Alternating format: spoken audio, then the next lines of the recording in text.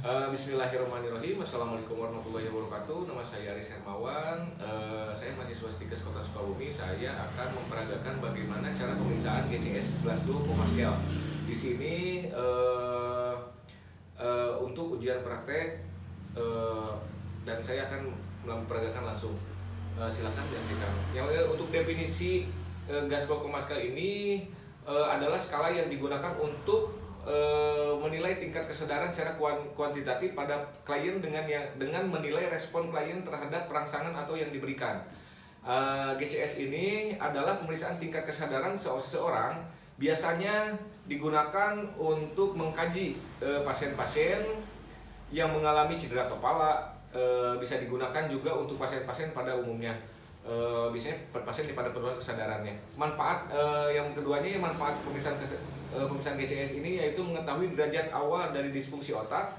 Yang kedua, mengetahui evolusi injuri otak. Yang ketiganya yaitu mengetahui prognosis. Yang keempatnya penelitian. Nah, yang ketiga yaitu ada 3 aspek dalam pemeriksaan GCS, yaitu yang masing-masing memiliki skor tersendiri.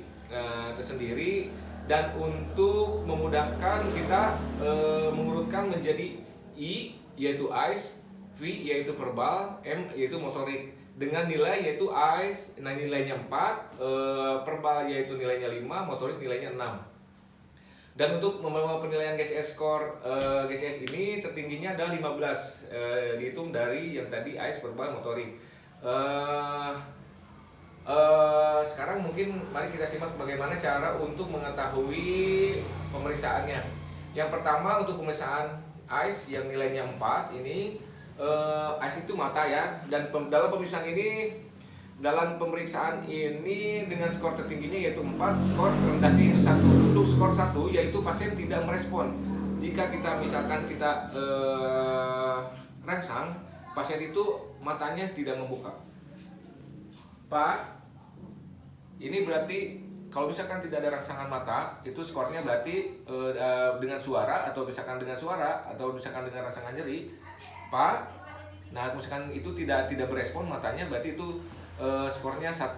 Untuk skor 2 yaitu dengan rangsangan nyeri, pasien dapat membuka mata.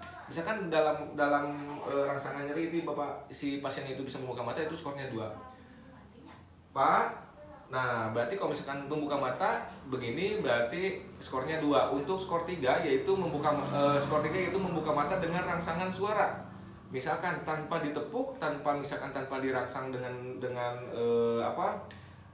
rangsangan nyeri, si pasiennya itu bisa membuka mata. Pak. Nah, kalau misalkan dengan rangsangan suara ini itu berarti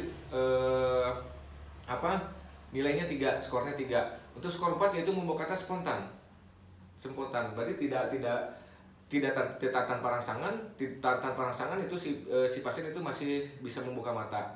Nah, untuk yang kedua, pemeriksaan verbal. Untuk verbal yaitu untuk pembicaraan atau misalkan suara, si tertinggi ada 5. Yang pertama yaitu 1, pasien tidak merespon.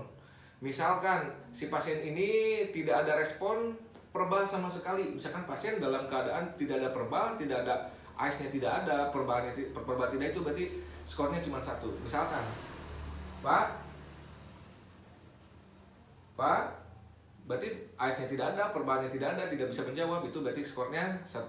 Untuk skor 2 yaitu merespon dengan kata-kata yang tidak jelas atau mengerang. Misalkan pasien itu merespon dengan kata-kata misalkan mengerang, misalkan gitu, misalkan gitu, cuman hanya bergumam saja, itu skornya 2. Misalkan seperti ini, Pak. Nah, misalkan seperti itu berarti skornya 2. Untuk skornya 3 yaitu merespon dengan jawaban yang tidak nyambung. Misalkan kita tanyakan, Bapak bagaimana kondisinya, misalkan Bapak bagaimana, tapi jawabannya tidak nyambung, gitu ya. Atau misalkan ini lagi di mana, pasiennya itu lagi di mana, kita tanyakan di mana, Bapak jawabnya di mana. Kita coba ya, Pak, ini di mana, Pak? Di rumah. Ini di rumah, berarti orientasinya beliau ada di rumah, padahal pasien ini sedang dalam keadaan sakit, berada di rumah sakit atau misalkan di keadaan kecelakaan. Yaitu yang keempat yaitu pasien dengan merespon dengan sedikit bingung orientasi disorientasi waktu dan tempat, ya. Misalkan kita tanya tapi jawabannya, misalkan tadi kan si Bapak ditanya tadi ada disorientasi ini, tadi udah ada jawaban ini di mana, tapi di rumah, padahal di tempat kecelakaan atau misalkan di rumah sakit, dan ada tambahan jawaban lagi, yaitu jawabannya yaitu waktu ini hari apa, misalkan atau hari apa, ini jam berapa, ini malam, pagi atau siang. Oke, Pak, ini di mana Pak? Di rumah, Pak. Di rumah. Ini siang, malam atau pagi Pak? Udah malam ya. Malam. Berarti walaupun misalkan si Bapak jawabnya malam, tapi kondisi yang sebenarnya itu pagi, nah itu skornya 4. Untuk skornya 5 yaitu pasien merespon dengan jawaban dengan benar. Kalau misalkan untuk 5 kita jawab, si Bapaknya dengan benar menjawab dengan benar semua jawaban kita, semua pertanyaan kita. Pak, Bapak nama siapa Pak? Asep. Ini di mana Pak? Di rumah sakit. Tadi Bapak kecelakaan. Iya, Pak. Apa yang sakit? Di kepala, Pak. Kepala. Nah, berarti respon si Bapak ini bagus dengan jawaban perbannya sangat baik. Berarti skornya ada 5. Untuk yang ketiga itu motorik. Motorik skornya itu tertinggi 6. Dari skor 1 yaitu pasien tidak merespon rangsangan nyeri di daerah sternum, bahu, ujung kuku, gitu ya. Sternum kita tekan, sternum tidak merespon apa-apa. Ujung kuku kita cubit, ujung kuku tidak berespon sama sekali. Itu berarti skornya 1. Nah, untuk skornya 2 yaitu pasien merespon dengan ekstensi abnormal tanpa menjauh dari badan. Misalkan si pasien ini merespon dengan ekstensi abnormal,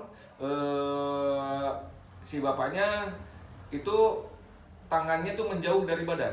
Tangannya ini menjauh dari badan. Misalkan, Pak,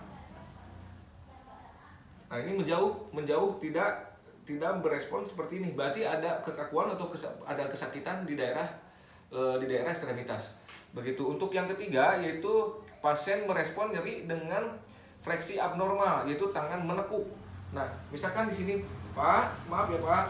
Nah, untuk menekuk begini, kalau misalkan di sini ada motoriknya, ada yang sakit berarti motorik ekstremitas kanan berarti ada terganggu, ataupun misalkan dari ekstremitas bawahnya juga ditekuk. Nah, itu skornya yaitu 3 yaitu. Untuk skor 4 yaitu pasien merespon dengan menghindari nyeri. Pasien merespon dengan menghindari nyeri.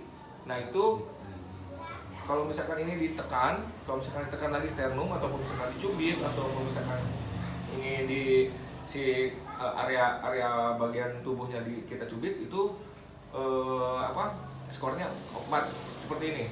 Misalkan kita cubit. Nah, berarti kalau misalkan dia merespon dicubit dan ada gerakan tubuh, itu berarti skornya 4. Untuk skor 5 yaitu pasien mampu melokalisir nyeri. Misalkan kita tanya melokalisir nyeri, itu pengawasi tangan yang memberikan rangsangan nyeri. Misalkan, Pak, ini daerah nyeri Bapak, ini coba sakit Pak. Sakit. Tuh, ini si Bapak sangat berespon sekali. Misalkan si Bapak sangat berespon sekali dengan nyerinya ini berarti skornya dengan perbannya yang bagus, dengan motoriknya dengan perbannya bagus dan AIS-nya bagus, skornya itu 5. Untuk skor 6 yaitu pasien mampu melakukan gerak motorik dengan normal. Bapak seperti ini. Bapak coba angkat kaki, Pak. Bapak, ya sudah Pak. Angkat tangan, Pak. Nah, si Bapak coba Bapak gelengkan kepala. Nah, berarti itu skornya 6. Yaitu kalau misalkan tadi yang saya sudah jelaskan tadi, baik itu yang telah dilaksanakan tentang pemeriksaan GCS tadi, kalau misalkan ada yang scoringnya tadi yang terganggu, berarti nanti ada AIS, verbal dan motorik. Baik, itu yang mungkin yang saya bisa paparkan tentang ya nanti kalau misalkan ini derajat kesadarannya itu nilai GCS-nya. Misalkan untuk nilai-nilai GCS-nya, yang pertama yaitu GCS-nya untuk kompos medis yaitu 14 sampai 15 nilainya ya. Nilainya itu 14 sampai 15.